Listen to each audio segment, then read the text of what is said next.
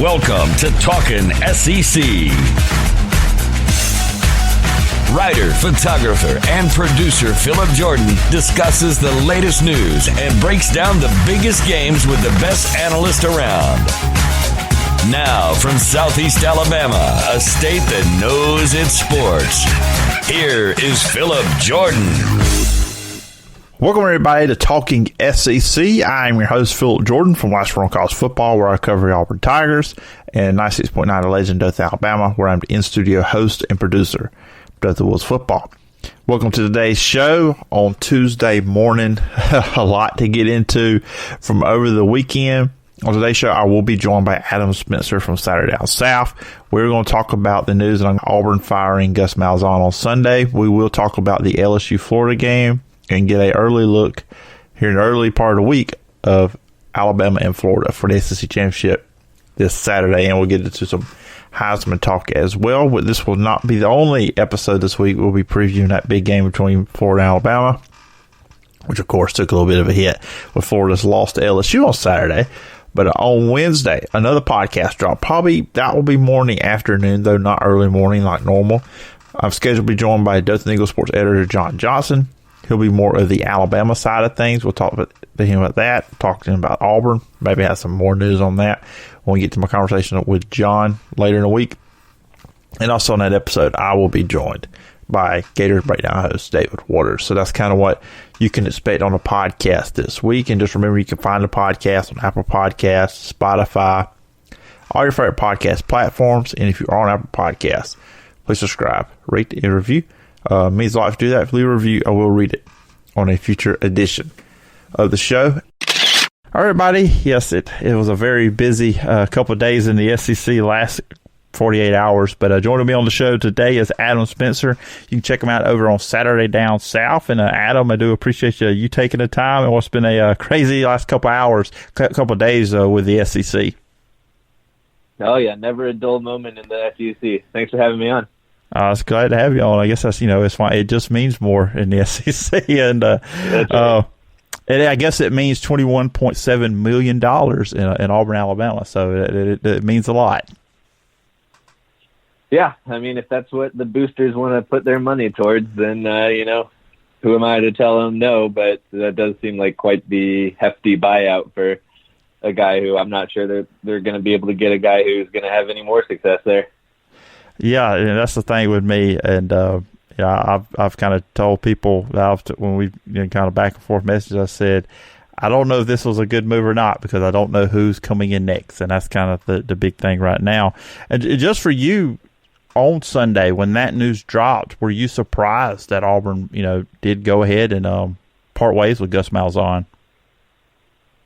Yeah, it did catch me a little off guard. I was expecting if they had lost that game to Mississippi State that he would have been gone. But since they won and he was dancing in the locker room and all that, I thought, maybe they'll keep him around for another year because I think, this time next year his buyout goes down even more. I just thought that $21.7 million number, especially in a pandemic like we have going right now, would just be too much, and they would keep him around just even simply because of that. But I guess the boosters got together and, they have that, it sounds like they have that $10 million ready to go that's due within the 30 days. So I guess that's probably why they decided to do it, was the money was there. So they didn't have to really worry about, moving that around or anything. But yeah, I was surprised that it happened yesterday, just especially, like I said, after, it seemed like they won pretty convincingly on Saturday night and everybody was having a good time.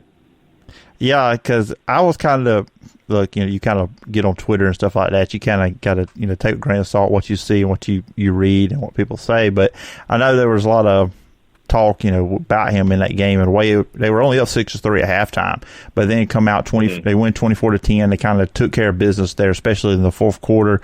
Keep feeding Tank Bigsby the ball, something I see every week. You see on Twitter, everybody, all the fans say, give Tank the ball. And they did that in the second half, and he had a big game.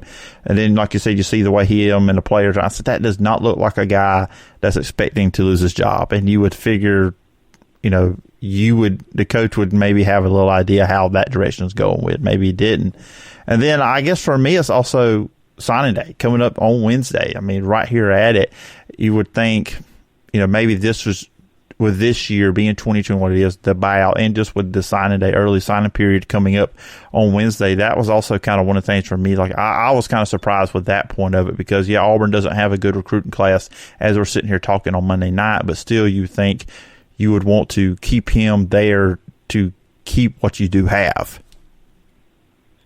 Yeah, I think that this, the timing of things this season is just so crazy. Like there are teams in the SEC that are going to be playing games on Saturday, and they're going to have to prepare for those while also dealing with the early signing period from Wednesday to Friday. That's just unprecedented. I know we've heard that word a lot this year, but like this is crazy. And normally they're done with Normally, if anything, they're preparing for bowl games right now instead of the regular season finale. And I know Auburn already had theirs, so they're a little better off with this regard. But yeah, I just thought it seemed weird to me that they would do it right now. And if they don't, whenever this post, maybe they do have a new coach already in place. Maybe he's behind the scenes and just hasn't been announced yet. Maybe they're just waiting to release that information. But if they don't have somebody lined up, then yeah, this makes no sense to do it right now as you're trying to salvage a recruiting class here. Because if your recruiting class tanks, then you are basically giving up on one whole class of guys that's gonna make an impact down the road here, and that's something you can't really do in the SEC West. So I wonder if they already have a guy in mind, and if they do, are they going to announce him before Wednesday? So those are a couple of the big questions I have. But yeah, this is just a wild timing of this because of just the whole early signing period when everybody pretty much signs these days. Yeah, it really is. And if that's not what you're doing, if you're going to delay a coach, I guess you're going to have to really try to hit that transfer portal and to do anything for next year if that's going to be the case. And like I said, we don't know who all Auburn's going to lose. I mean, they've got some players that got some decisions to make. And, of course, anybody can come back next year with the eligibility the way they set it up for this season. Now, of course, the names are all over the place. And I did see, down here, AL.com did say they are expecting that Hugh Freeze is not expected to get the job. Defense coordinator Kevin Steele is one of the hot names that's been talked about. Of course, you hear Mario Cristobal out of Oregon. I've seen Steve Sarkisian mention, Lane Kiffin. I don't know about those last two. For you, with those names, what sticks out most to you? And if you just had to guess, I mean, who do you think could be likely with the job, or just what are your overall thoughts on this search and the names that's been floating around out there? Yeah, when I saw that they had fired him, my immediate thought, of course, was, well, do they already have Hugh Freeze lined up? I think that's the top hire that they could make. But like you said, maybe some experts now are thinking that he's not necessarily going to get that job. So, yeah, I wonder. It sounds like some of the boosters favor having Kevin Steele get the full-time job, but I just don't know at this point. I would have put all my eggs in the Hugh Freeze basket, but if they have to have a backup, I don't think Cristobal is gonna leave Eugene. I think that's a great situation out at Oregon, and I know they're playing in the Pac-12 and stuff, but when Oregon is right, there's a lot of money in that program. They can recruit with pretty much anybody on the national scale. So I wouldn't leave Oregon to come coach in the same state as Nick Saban. That's for sure. And I think that's probably why, you won't see Lane Kiffin take the job. I think he enjoys being at Ole Miss, where he can just be a thorn in the side of these teams just on a yearly basis for now until, potentially seeing if he gets in the mix when Nick Saban ultimately does retire. But Sarkisian, I don't think would take it. I don't think that he would necessarily do that to Nick Saban at this point. I think he's probably a little more loyal than that, but who knows? Money talks. But I just think that we're on a path right now where I think it seems like Kevin Steele is going to be the guy who gets the job, just based on what I've heard in the reports that are coming out about how much the certain boosters like him. So I would have gone with Hugh Freeze though, but I understand if he didn't get the job. Yeah, with Kevin Steele, you would have to think too, okay, then it's just all on offensive coordinator, because you have to think that the offensive staff is pretty much going to be completely new with him. Of course, he does the defensive side of things. So that's got to be the key thing for Auburn then, offensive coordinator. Right, and I think there are some interesting names on that market too. You know, I've heard they could make an offer to Coastal Carolina's Jamie Chadwell because, you know, he's working at a Sun Belt school. So in the SEC, you would make more as a top flight coordinator than he would as the head coach there. But, you know, he's built something special there. So would he even be interested is a question that you have to ask. And I don't know what name would be out there on the offensive coordinator market beyond a guy like Chadwell. But, you know, if he wants that job, that would be a home run hire for the Tigers. But other than that, you know, if they hire Kevin Steele, there are going to be fans who aren't really thrilled with that. But we'll see what they do. And, you know, it's not about, like, if the fans like the hire or not. It's about the players, the recruits, the boosters, how that all comes together. So there's still a lot to decide here. And, you know, but it'll be interesting to see. Like you said, if it is Steele, then that's going to be an even bigger story is who does he want to run that offense. Yeah, because that's a big thing coming out. I mean, Gus Malzahn, I mean, the first couple of years, in 13, 14, of course, if you can go back to 10, when he was the offensive coordinator with Cam Newton and Nick Marshall, like I said, in 13 and 14. Quarterback development, I think, has been the big issue there at Auburn. I mean, Jeremy Johnson, Jarrett Stidham, and Bo Nix, all, from what I've seen watching Auburn all these years, they regressed from when they first got to Auburn to when they left. Jeremy Johnson showed promise early. He regressed. Jarrett Stidham, year one, looked really good, and then year two, he regressed. And Bo Nix, I think, was a better quarterback when he got there versus where he is now. So, I mean, that's got to be the big question to Auburn fans and people who follow this program as writers, anybody, that the quarterback development just has not been there. So bringing in somebody in, if Kevin Steele is the guy or whoever the head coach is, I think that's a big thing too. Someone that can come in and knows how to develop quarterbacks. Yeah, and I think that's why Auburn fans really wanted Hugh Freeze because, I mean, just look at what he's done with Malik Willis this year. So that's another former Auburn quarterback that, you know, didn't pan out at Auburn. So, yeah, I think that's really why they wanted they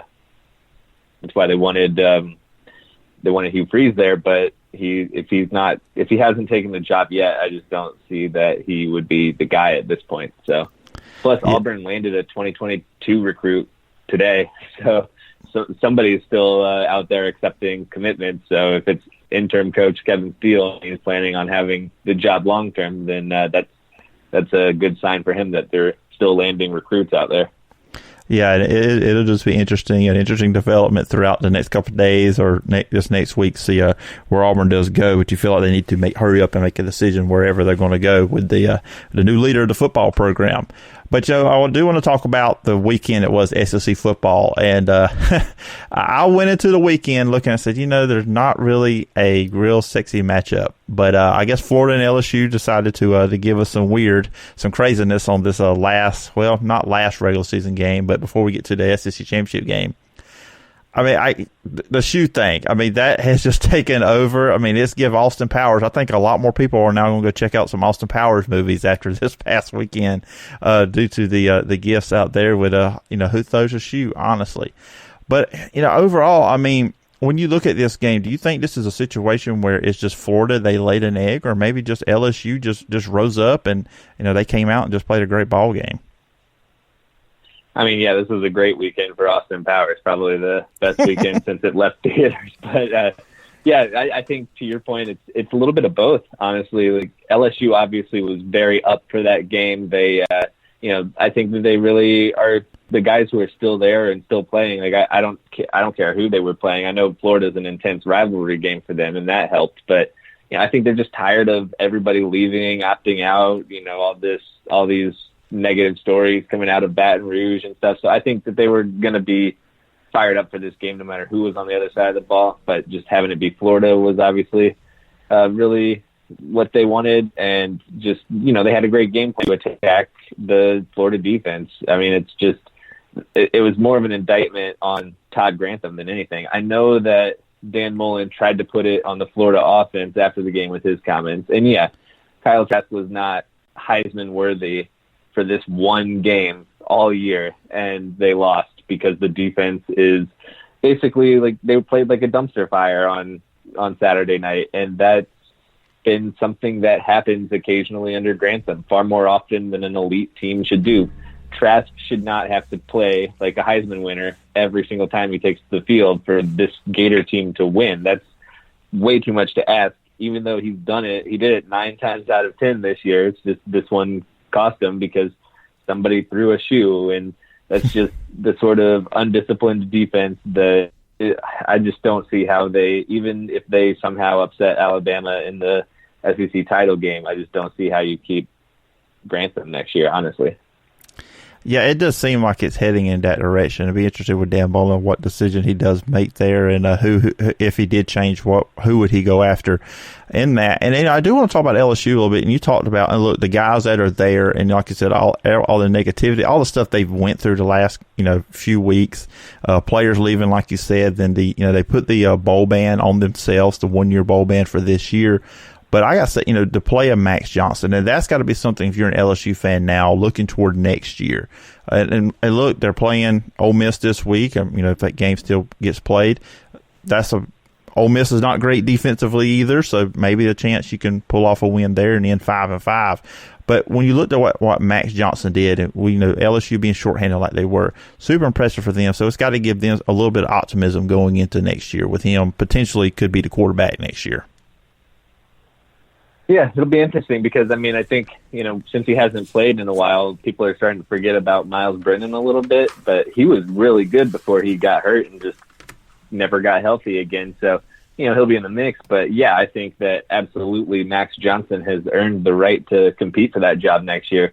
And if he has another big game against a struggling Ole Miss defense, then, yeah, he could enter the 2021 season even as the favorite to land the job. So that'll be a really interesting situation to keep an eye on. And, I think that, LSU still has a really good recruiting class, maybe not for them, but, I'm a Mizzou graduate, and even all these rumors or all this concern about LSU's recruiting class not being up to par. Well, those are recruiting classes that Mizzou has never had, and Ole Miss never had a recruiting class like that. Vanderbilt, come on, they've never even been close to that. Mississippi State, like these schools would die for a recruiting class like that. So they're going to have talent coming in across the board, and they could still land a couple of 5-star guys in the coming days here, but during the early signing period. So yeah, the cupboard's not as bare as people are making it seem like, but this has just been the nightmare season that they've had since. But, when you win a title the year before, you can't really complain that much as a fan, though I know, some of them will. Yeah, it's going to be interesting when you think about them next year because, Miles Brennan played really well early in the year, and, he obviously was not the reason why they weren't winning games. And then we've seen stuff out of TJ Finley this year. He needs to, he's had turnover issues, but a lot of true freshmen have those issues. And then Max Johnson. So Ed Orgeron and that offensive staff with Steve Ensminger and them guys, they're going to have an interesting if all three of them quarterbacks are there next year, that's going to probably be one of the more fun storylines as we'll head into next season. Yeah, and I think, then we'll see if Brennan wins the job. Then, there's a situation a couple years ago where they had like Lindsey Scott and a couple of other guys who transferred out of the program, Justin McGlynn, and there was one other guy who left when Joe Burrow won the job. So I think that, we could see something like that next year too, out of spring practices, assuming that we are actually able to have spring practices this year. If Miles Brennan shows out again and he wins the job, then I wouldn't be surprised if both Johnson and Finley transferred. But if Johnson wins the job, then yeah, I think Brennan would definitely be gone in that case, and maybe Finley too. But we'll see how that goes. But you're right, that'll be, if we do have spring practices this coming spring, then I do think that'll be one of the biggest stories in the SEC. Yeah, and actually, before we let you go, I also want to talk about the SEC Championship game this week, which, of course, with the Florida and the throwing the shoe and losing to LSU really kind of put a damper a little bit on the game this Saturday, but still, it should be a lot of fun. I always look forward to the SEC Championship game. And you talked about with Florida, defensively, they've been bad, and this is obviously the best offense. Alabama, I don't know how you feel about this, but I feel like this may be Nick Saban's best team he's ever had, the way they've been playing so far. Never seen this good offensively and defensively at the exact same time. But for you, just is there any route you could see for Florida to have a chance at maybe pulling off the upset against Alabama? Yeah, there's always a chance. I think it's a slim one, of course. But, yeah, I think when you have a guy like Kyle Trask, and if Kyle Pitts is back and at full strength, I know he didn't play against LSU, which hurt them. But when you have two guys like that, then you can hang in games and you can go score for score. They're going to have to go score for score with them because they're not – like I honestly don't think that they're going to hold Alabama under 45 points. But if they manage to get to 50 points and Alabama only gets to 48, let's say, then, hey, they win, and they win in the shootout. But it's going to have to be that kind of game, I think, where Florida's offense just really carries the day and not a game where, like, we expect much out of Todd Grantham's defense. If you go into this game expecting Grantham's defense to be the hero, then you've already lost. So, yeah, it'll be interesting to see how that offense fares, though, because, like you said, Alabama's been playing well on defense, but they haven't been playing offenses like Florida's. So that's the matchup, obviously, that is going to decide the game. Yeah, it's going to be interesting. And I guess, you talk about Florida's defense, their only option, I think for anybody really, is if somebody can get pressure on Mac Jones. And I mean, for me, I don't really remember seeing him make a bad throw this year. Maybe the Georgia game. Yeah, I know he had interceptions there, but it's just like with him and this Alabama offense, they've not had a bad game. I don't even remember them having a bad quarter. And I guess goes into, my last question too with this game, the Heisman. I mean, the Heisman should come down to this game between Kyle Trask, Matt Jones. Devontae Smith, I think, has a little bit to say with that too. For you, how do you see the Heisman shaking out? I mean, personally, I would give it to Devontae Smith. I think he's been incredible. I think he's the best player in all of college football, and just have Kyle Pitts and Kyle Trask. I think Mac Jones is incredible. Don't get me wrong. It's really tough to decide between those four for me, and I'd probably have Pitts at number 4 on the Heisman rankings. But I just think that Kyle Trask would probably be ahead of Mac Jones in my book because of the touchdown numbers that he's had, and Mac Jones hasn't really had that level of success getting into the end zone because he's got another Heisman-worthy guy in Najee Harris who's stealing some touchdowns from him, So I would give it to Devontae Smith. I don't think they're going to. So, yeah, I think if Mac Jones has a big game against the Florida defense, then I do think that he wins it unless, Trask does something crazy and throws for 7 touchdowns or something. Yeah, it's interesting. I'm glad at least with that SEC wise we get maybe the Heisman Trophy comes down to the SEC championship game. It's going to be a lot of fun. Who are you going with? Me, I think I think the winner of the game gets it. I just think, unfortunately, sometimes with a Heisman, it goes to a guy that's playing in the playoffs most years. I know Lamar Jackson was a little bit different, but the Alabama stuff, and I feel like, to me, and I'll go and say it, I think Alabama's going to win. I wouldn't be shocked if it's by double digits, which is, I know how Florida fans listen to this and might not be happy with what I just said. I think Matt Jones is going to have a big game. I mean, I think Florida keeps it close for a little bit because of their offense, but at some point, the Alabama defense is just playing so much better, and I do think they'll probably get a turnover or something on Kyle Trask, and I just don't see Matt Jones making that mistake. But I'm with you. I think Devontae Smith should be getting a whole lot more talk about it. He should be leading in that thing is the way he has played this year, but it's the Heisman quarterback award is pretty much what it's turned into. So that's kind of like how I'm sitting with it. Long story short, I know I'm kind of rambling here. I think the turnovers will hit Kyle Trask against Alabama, and I don't think Matt Jones probably will make those same mistakes, and that's probably how it's going to shake out, and Matt Jones will probably get it. Yeah, that's about where I'm at too. So. I'm bad about that. I'm bad about being very long-winded with just saying one simple thing. But well, it's a tough year for that sort of stuff. There's nobody really. If you ask 4 different people, you'll get 4 different answers. But it's just that kind of year. So.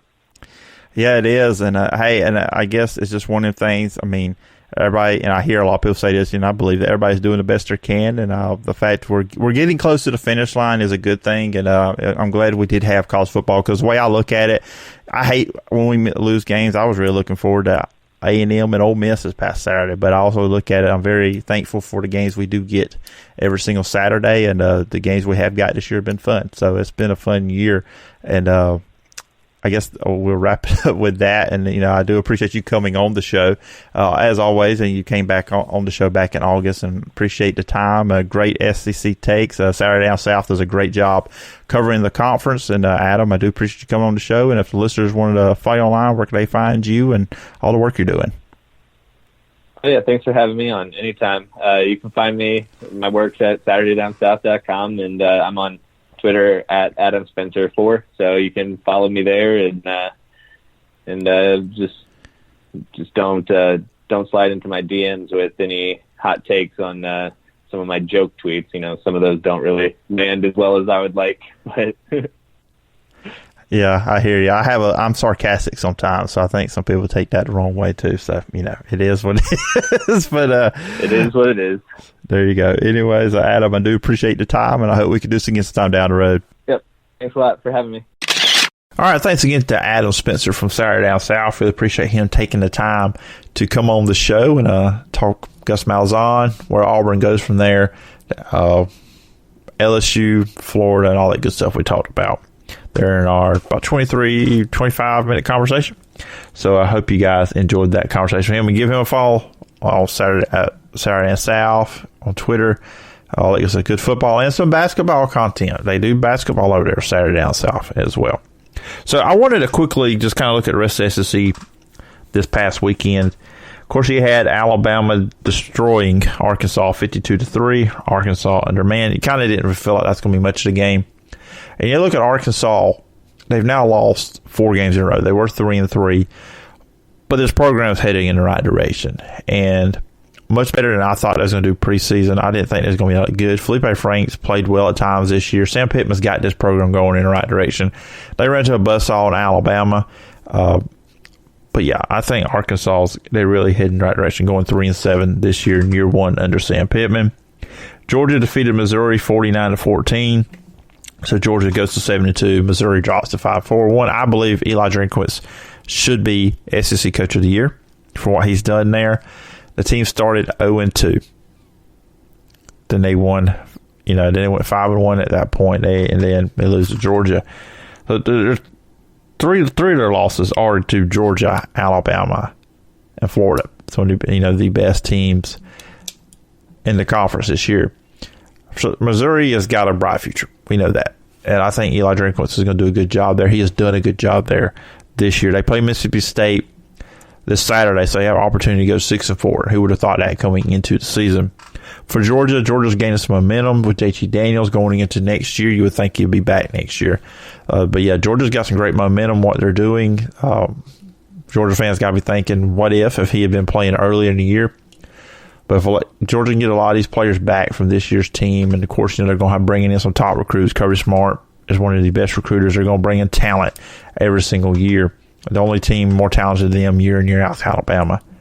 So Georgia should be a national title contender next year. And, Florida may take a step down with Kyle Trask, probably not going to be there. Kyle Pitts as well. So for Georgia, good stuff here. And their game against Vanderbilt got canceled. Now, I did see some people say they were trying to get a game with Colorado State this week for their final game of the season. We'll see where that goes with them doing that. But bowl-wise, Georgia, I hate to play whoever's playing Georgia in the bowl game. But I think Georgia's kind of going out trying to really making some statements now with this team. And they're, like I said, they're playing really, really well with JT Daniels. Tennessee defeated Vanderbilt 42-17. So Tennessee snaps their losing streak. They had lost 6 in a row after starting 2-0. They're 3-6 on the year. Vanderbilt 0-9 once again losing again. Now the news hit on Monday that Vanderbilt was trying to set to hire Notre Dame defense coordinator Clark Lee. Of course, Notre Dame's got some business this weekend with Clemson, and win or lose, they're probably going to be in the playoffs, so they still got some business to tend to there at Notre Dame. I guess for that, he's done a really good job there at Notre Dame's defense coordinator, but I'll be interested to see what kind of offense he'll bring in with Vanderbilt. Vanderbilt does need a little bit different than everybody else. Maybe not triple option, but they need to do something more creative, kind of set them apart, because they're never going to be equal talent with most teams in the SEC. So they need to do something kind of gimmicky to kind of give them an advantage or open up some opportunities if they're going to be successful on the offense side of the ball. And we talked about Auburn, Mississippi State. Auburn wins 24-10 on that one. do have interesting games this week. Texas A&M at Tennessee. A&M trying to increase their standing with the committee. Texas A&M really did blow it up. I wouldn't say they blew an opportunity. It was a missed opportunity not playing Ole Miss this past week, especially with Ohio State not playing. Of course, the Vanderbilt at Georgia game, that's not going to happen. Missouri at Mississippi State, kind of talked about that a little bit there. I look forward to Ole Miss and LSU. Ole Miss didn't play this past week, but offensively, we know they can put up some points, and if LSU can kind of keep their offense going the way they played against Florida this past Saturday, and look, Ole Miss is not good defense, I think this game could be a lot of fun. I think it's a 2:30 game over on the SEC Network. So it's weird we're going to have playoff games going on. Not playoff games, regular season games going on while the SEC Championship game the day of, leading up to that. So it's going to be interesting Saturday. A lot of conference championship games. There's a bowl game on Saturday. Got the SEC regular season games still playing. So it's going to be a loaded college football Saturday. And that's going to do it for this edition of Talking SEC. Once again, thanks to Adam Spencer from Saturday Down South for coming on the show. Remember, on Wednesday, around afternoon time, around 12 o'clock Central Time, I'll drop another podcast where I'll be joined by Dustin Eagle, sports editor John Johnson, and Gators Breakdown host David Waters. We're going to preview the SEC Championship game a little bit more. That's kind of what we're doing all week. Then on Friday, I will be joined by Brandon Eiserman. And either on the Wednesday show or the Friday show, I'm going to drop some news for you guys on what the podcast is going to be looking like after this week and as we go into 2021. Hope everybody has a good start to the week. I'll talk to you on Wednesday. Bye-bye.